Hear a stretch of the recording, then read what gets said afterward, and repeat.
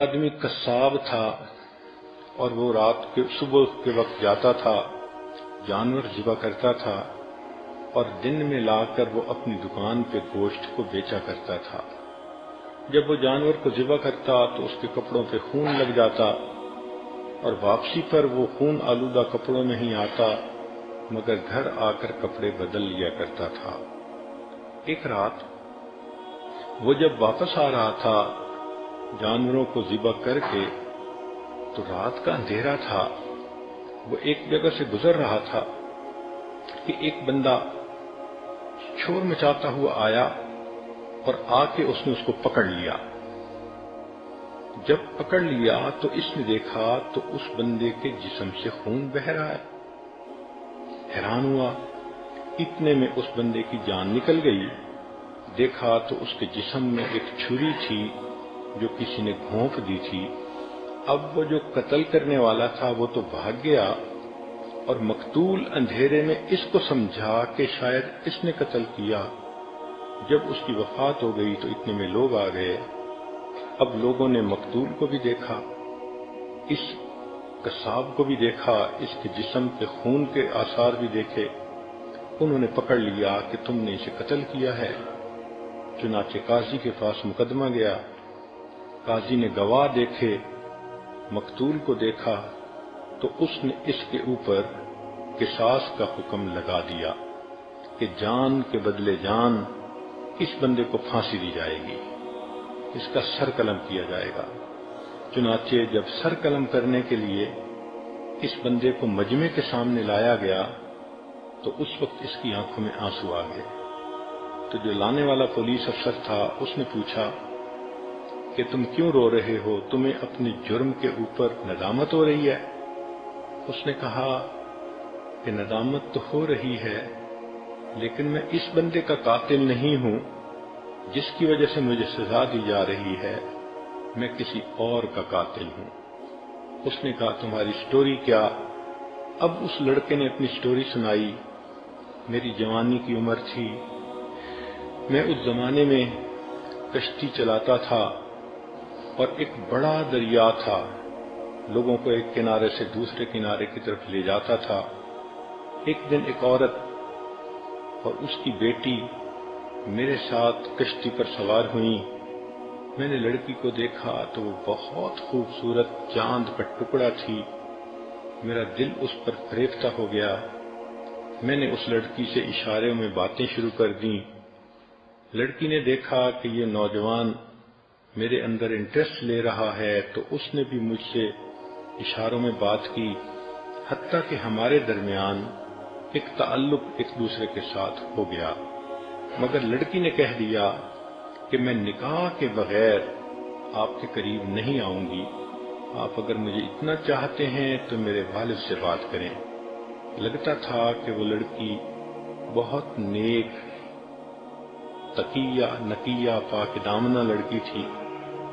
کہنے لگا کہ 1 سال میں اس کی محبت میں تڑپتا رہا، بالآخر میں نے اس کے باپ سے نکاح کا پیغام بھیجا تو والد نے کہا کہ نہیں، میری بیٹی بہت خوبصورت اور بہت نیک ہے، تمہارے پاس نہ علم ہے نہ تمہارے پاس نیکی ہے، تمہارا کوئی جوڑ نہیں بنتا۔ اس نے میرے رشتے کو ریجیکٹ کر دیا۔ میں بہت مایوس ہوا اور خیر اپنی زندگی گزارتا رہا۔ 2 سال اسی طرح میرے گزر گئے۔ میں ایک دن پھر اپنی کشتی لے کے جا رہا تھا کہ ایک عورت آئی اور اس کے پاس 1 سال کا بیٹا بھی تھا اور وہ کشتی میں بیٹھ گئی۔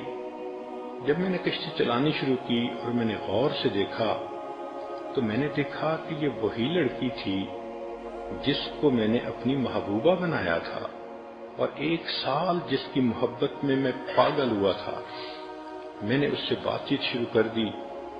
وہ کہنے لگی کہ دیکھو، میرا نکاح ہو چکا، میرا خامن ہے اور یہ میرا بیٹا ہے، میں اب آپ سے بات بھی نہیں کر سکتی۔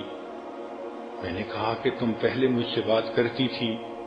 اس نے کہا اس وقت میں کنواری تھی، رشتے کے لیے آپ نے میری طرف توجہ کی تو میں نے آپ کو گائیڈ کیا کہ میرے والد سے رابطہ کریں۔ چنانچہ اب تو یہ معاملہ اوور ہو چکا۔ میں نے اس کو کہا نہیں، میں نے تمہیں بہت مس کیا، میں بہت تڑپا تمہارے لیے، راتوں کو روتا تھا۔ اس نے کہا کہ مجھے اس وقت آپ سے کوئی بات نہیں کرنی، اس لیے کہ میں کسی کی امانت ہوں۔ میں نے اس کو بہت ہی فحش قسم کی باتیں سنا کر جذبات میں لانا چاہا، مگر وہ بالکل خاموش بت بن کے بیٹھی رہی۔ میرے دل میں گناہ کا خیال آیا۔ میں نے اس سے کہا کہ اچھا، یہ بچہ تو چھوٹا ہی ہے نا، تم اسی کشتی کے اندر اس وقت میرے قریب آؤ اور مجھے اپنی خواہش پوری کرنے دو۔ اس نے کہا دیکھو اللہ سے ڈرو، میں کسی کی امانت ہوں، تم اس مہر کو مت توڑو۔ مگر میرے اوپر تو شہوت سوار تھی، میں درندہ بنا ہوا تھا۔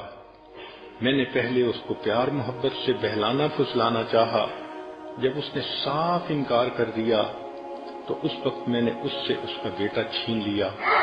میں نے اسے دھمکایا کہ دیکھو میں تمہارے بچے کو پانی کے اندر ڈال دوں گا۔ وہ رونے لگی، آخر ماں تھی کہ میرے بیٹے کو ایسا نہ کرو۔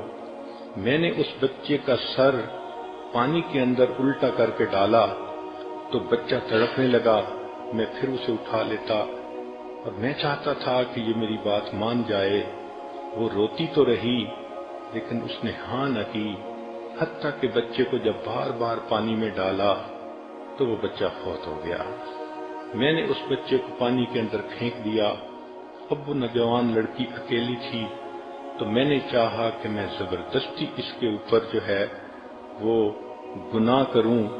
میں نے اس کی طرف ہاتھ بڑھایا، لڑکی نے اپنے زور کے مطابق اپنے آپ کو پیچھے ہٹایا، چنانچہ میں نے اس کے بالوں کو پکڑا، وہ بے پردہ کر دیا اور میں نے اسے کہا کہ میں تمہیں بھی اسی طرح پانی کے اندر ڈبو دوں گا، تم میری بات مانو۔ اس نے کہا تم جو مرضی کرو، میں اللہ کا حکم نہیں توڑ سکتی۔ چنانچہ اس کے کپڑوں کو میں نے پھاڑ دیا، اس کے سینے کو ننگا کر دیا۔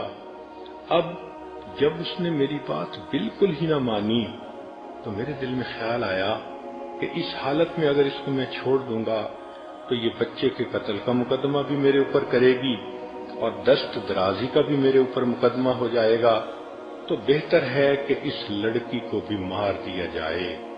پھر میرے اوپر ایسی درندگی طاری ہوئی کہ میں نے اس لڑکی کو دھکا دیا، پانی کے اندر وہ گر گئی اور ڈوب گئی۔ میں نے 20 سال پہلے اس ماں اور بیٹے کو قتل کیا تھا، پھر ڈر کے مارے میں نے یہ کام ہی چھوڑ دیا کہ کسی کو شک نہ پڑے، اور میں نے قصاب کا پیشہ اختیار کر لیا، مگر اللہ کی لاٹھی بے آواز ہے۔ آج 20 سال گزرنے کے بعد ظاہر میں بے قصور ہوں کہ اس آدمی کو میں نے قتل نہیں کیا، مگر اس قتل کے بدلے اللہ نے مجھے آج پھانسی کے تختے پہ لا کھڑا کیا۔ سچ ہے کہ اللہ کی لاٹھی بے آواز ہوتی ہے۔ تو سوچئے کہ اس لڑکی کو اللہ نے اتنی ہمت دی کہ وہ اپنی جان تو دے دیتی ہے، اپنے سامنے بیٹے کو مرتا دیکھ تو لیتی ہے، مگر اپنے جسم کو ہاتھ نہیں لگانے دیتی۔ یہ وہ لڑکی ہوگی قیامت کے دن، اس کو اللہ تعالیٰ تاج پہنائیں گے، جنت میں اس کو عزتوں کی جگہ عطا فرمائیں گے۔